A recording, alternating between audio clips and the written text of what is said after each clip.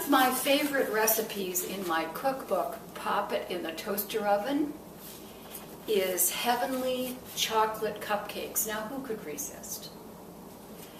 And I've actually made this for a 6 cupcake pan. I have a larger toaster oven, so actually I could put 2 of these in there very easily. But I found that the 12 muffin or cupcake pan that you usually buy at a store is too big for even a large toaster oven. So if you want to double this batch and do 12, get 2 6 cupcake pans. And like so many of the recipes in my cookbook, Pop It in the Toaster Oven, it's really easy to do. You just put all the ingredients together, mix it around, and then in this case, I'm going to be pouring the batter into these little cupcake shells, these little paper cups that I have. If you don't have paper cups, by the way, of course, you can grease the pan, and that's just as good. So I'm going to show you all of the ingredients that you'll need for these Heavenly Chocolate Cupcakes. The secret, by the way, is baking chocolate. That gives them that wonderful, fudgy, intense chocolate flavor that everybody loves. And when they're done, I'll also show you how to whip up a very easy cream-type frosting for them. So, now I'm going to show you what the ingredients are. But first, I'm going to preheat my toaster oven to 350 degrees. So, of course, you'll need a bowl and a spoon for mixing the ingredients. And then over here I have the ingredients. I have a cup of, in this case, this is unbleached flour, which I really like to use. And here is 2 teaspoons of baking powder. Here is 1 egg that has been beaten. Here is a half a cup of, in my recipe I say skim milk, but this is 2%. Well, I'm just kind of tweaking it a little bit. 2 tablespoons of margarine, and this is organic margarine, by the way, which is simply delicious. You can, of course, use butter. This is 2 squares of unsweetened baking chocolate. Yum. 3/4 of a cup of brown sugar. And then right over here I have the nuts. Now, in my recipe I say pecans. This is actually a mixture of some walnuts and pecans and cashews that I had. And I think they're going to make these cupcakes very interesting. Over here I have vanilla. I'm going to be adding a half a teaspoon of vanilla. Over here is the vanilla. I'll be adding a half a teaspoon of vanilla to this. And here's my salt, kosher salt. For my taste, I think I'll be adding probably about 1/8 to 1/4 of a teaspoon of salt.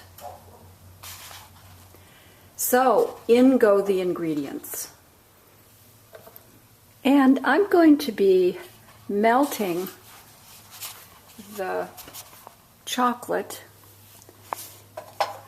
on a low fire or heat. This is an electric stove.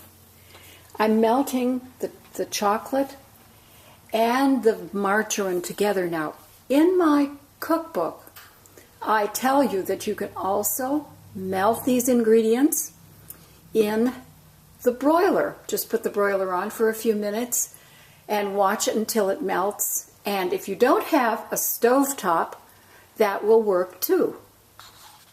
Okay, so while the margarine and chocolate are melting, and you just want to melt it, by the way, you don't want to cook it, I am adding together the flour, the baking powder, the sugar, and my little addition of salt here. And I'm going to blend this around first, making sure there's no lumps. There, I got all the lumps out. Now I'm going to add the egg.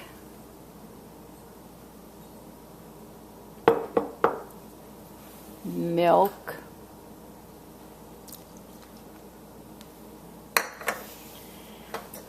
The nuts.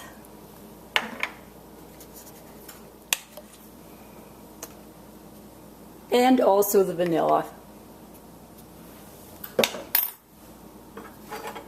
And then I'm going to mix it around really good.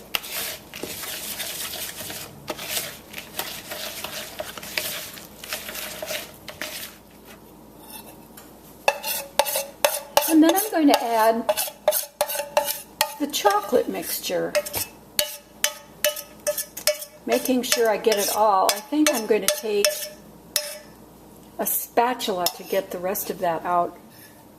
No, we really don't want to waste any of this beautiful chocolate.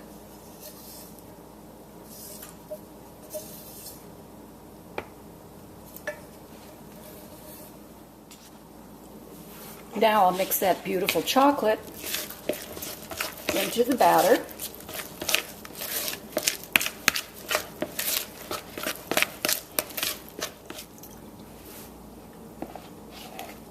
And then I'm dropping it in equal portions in each of these little cups.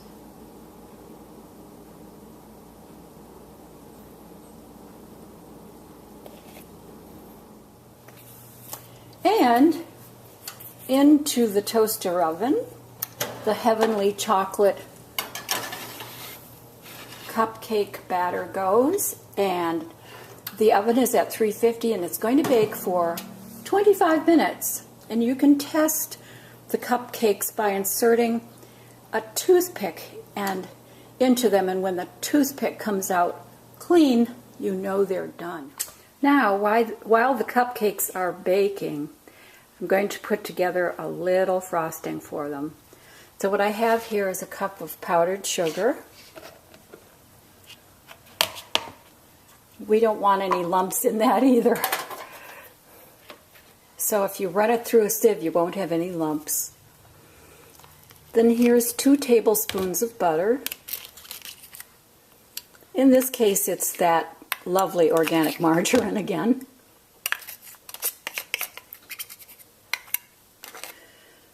And I always think that just a little bit of salt into a frosting gives it a richer taste. So I'm just going to put a pinch of salt in. And then I'm going to add just a few drops of 2% milk to get going. And I want to do this very cautiously. And now I'm going to start mixing it. Now you can do this with a mixer, or you can just mix it by hand. You want to end up with the consistency of something like peanut butter. You don't want it too thin, or you don't want it too thick either. So if you add the milk gradually, just a little bit at a time, you can get the consistency that you want. Just have to be a little cautious with it. Add a few drops at a time.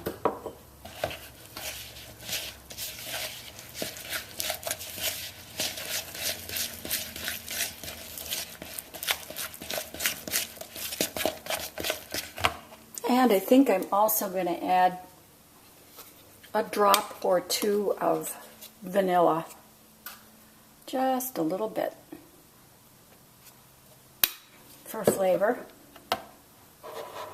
A little bit more milk.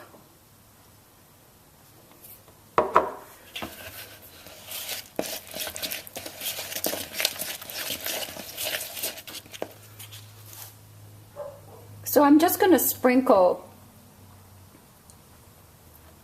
2 teaspoons of powdered sugar in.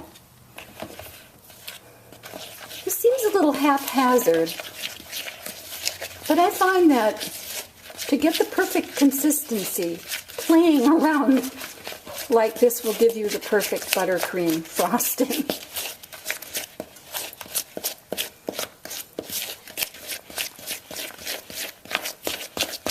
I'll just maybe add a little bit more.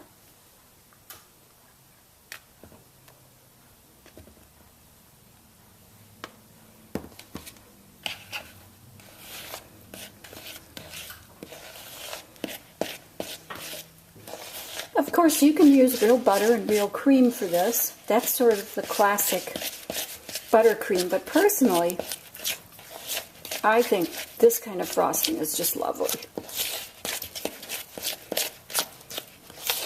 So if the consistency answers the question, is this going to be just perfect for frosting the cupcakes?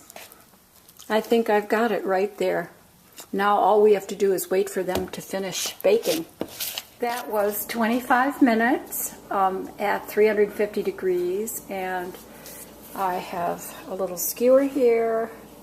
You can see that it comes out clean, so we know they're done, and they smell really nice and nutty and chocolatey.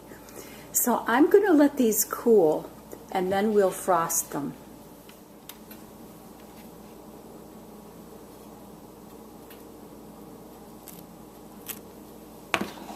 So you can see this is pretty much the consistency of the buttercream frosting.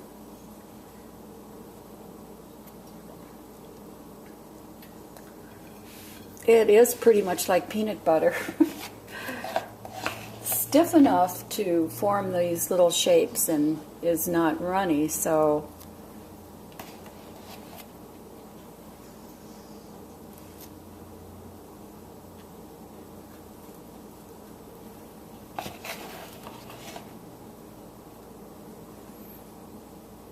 oh, this smells so good. I've got some coffee brewing. And guess what I'm going to do?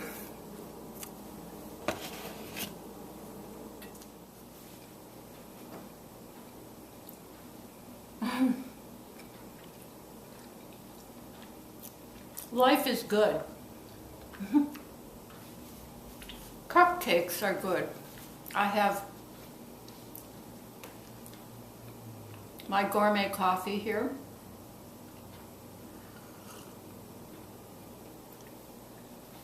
To wash down that cupcake. Of course, if you do 12 cupcakes, you'll have to double the frosting recipe.